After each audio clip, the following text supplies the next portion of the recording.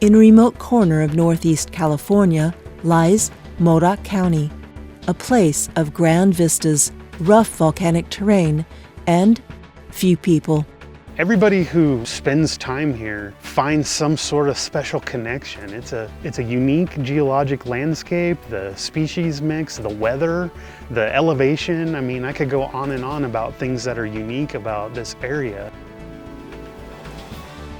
It is also home to the largest herd of wild horses managed by the Forest Service. I think a lot of people don't even know that there are horses out here. I didn't know there were horses out here. I didn't know there were horses in California, wild horses in California, so. The USDA Forest Service is responsible for the health of both the land and the horses. In general, the state manages wildlife populations. Wild horses are very different because of the 1971 Wild Horse and Burro Act. So Congress gave us the privilege of managing wild horses. Through careful analysis, the Forest Service has determined the appropriate management level, or AML, for horses in this area. This limit has been greatly exceeded. Our territory is supposed to have 206 to 402 animals. We have almost 4,000 horses. That's almost half of the population of this huge county. The wild horses are to reside within a specific area or territory. Over time, those horses, as the population has grown, have expanded beyond the territories. The boundary of the territory doesn't keep the horses inside the territory. So if we get a call from a private landowner that says they have wild horses on their land, it's our responsibility to manage those horses. The horse territory within the Devil's Garden spans more than 250,000 acres. We have the largest wild horse territory in the Forest Service by acres, and it sounds like a lot of acres for 4,000 horses, but there's not a lot of vegetation and not a lot of water. The horses are an unmanaged, very large ungulate, and so they have to eat a lot of forage. And in this area, the horses are out here 7 days a week, 52 weeks out of the year, and they graze that forage over and over and over again. And the native grasses are not able to continue growing.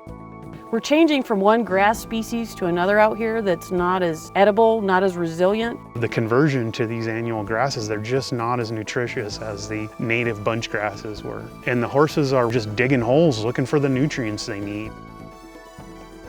Not only do the wild horses harm the native vegetation, they also affect both the quality and the quantity of the region's scarce water. We do have really unique wetland areas here in the Devil's Garden, both in terms of our vernal pools, but also in our natural springs that are here throughout the Devil's Garden. You have animals getting into these springs, and they actually can cause so much compaction at the spring site that it'll actually stop up the spring. And so it diminishes the spring and it diminishes the clean water that comes out of those. Additionally, they will guard those springs from other animals like elk and deer and other wildlife. I love all wildlife, and I love horses, but I'm out here and we don't see a lot of pronghorn. We don't see a ton of deer out here anymore, and she's a bird lover, and we want to see a healthy ecosystem. We want to see this is a round thing. It's not just the horse's home.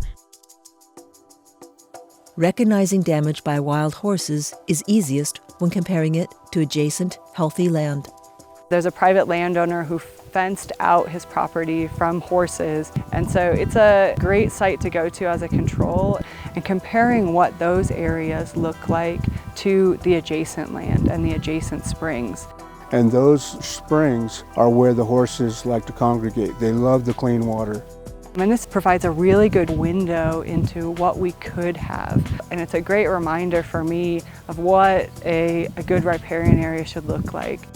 So what we're starting to see is changes in vegetation that aren't positive. We're starting to see the horses expand beyond the territory boundaries that they have. And as you visit these areas and you see the impact, you really start understanding the magnitude of the problem.